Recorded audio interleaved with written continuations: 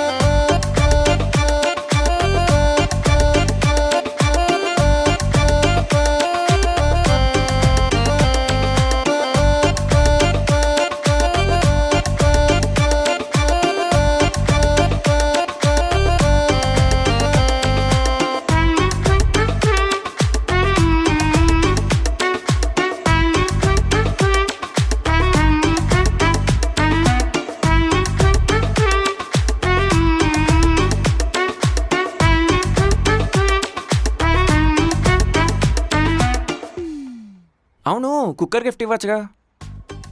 దానికి అసలు కుకింగే రాదు. అయినా కుక్కర్ ఎందుకులే, దాంట్లో ఏవేవో వండుతున్నారు ఈ మధ్య.